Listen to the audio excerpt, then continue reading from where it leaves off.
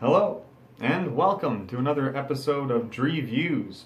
And today I'm going to be bringing you my thoughts on the Agile Pendulum 725-27 electric guitar in tribal blue. Now you might be asking yourself why on earth they would call their guitar a 725-27. Doesn't exactly roll off the tongue. But there's a very good reason why they called it that. And I'm going to split it up into three numbers. The first of which being 7. 7 strings on the guitar.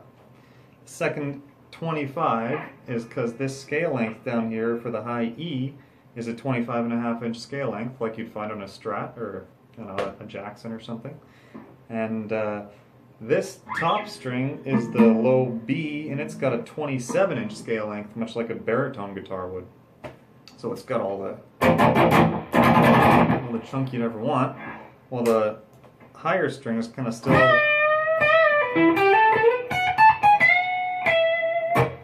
have a lot of bend to them, sort of like on a baritone guitar.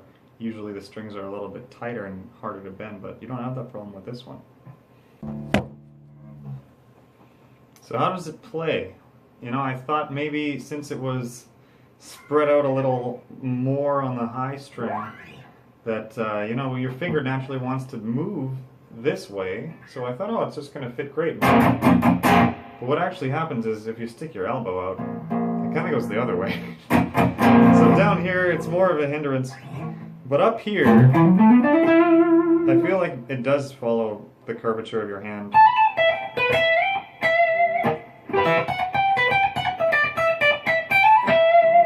Pretty well.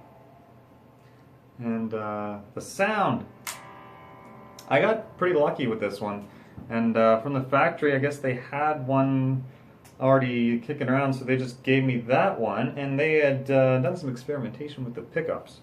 So usually this guitar would come with two Cepheus 8 passive humbuckers, and that's what this blade one is here. It's a Cepheus 8. That's kind of like a stock Agile pickup, and it sounds pretty good.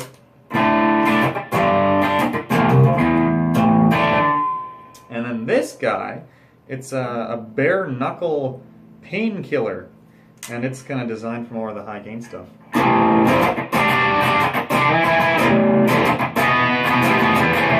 It's definitely a little bit louder than the Cepheus. I'll show you how it sounds when it gets really heavy. So here's a tone test. I got a little Hughes & Kettner combo amp, Edition Tube 25th anniversary. Everything's set on overdrive. All the knobs are at 1 o'clock except my bass knob is at 9 o'clock. And I'm testing out the bridge pickup. Was it in flames?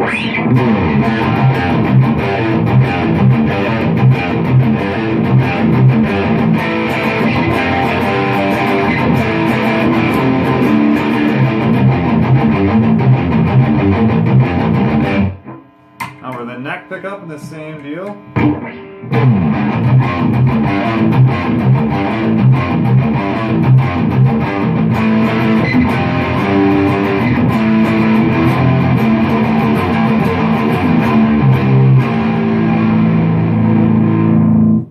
Let's try a clean tone.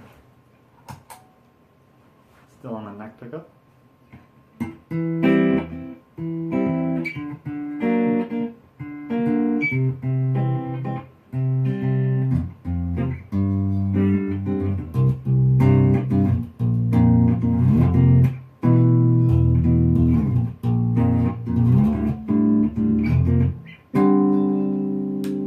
Now here's both pickups clean.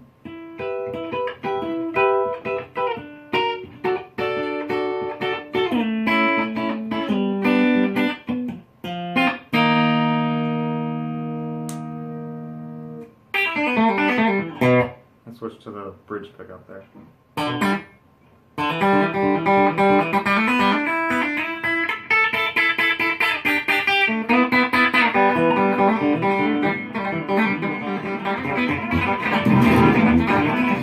That's a riff, that's a real riff.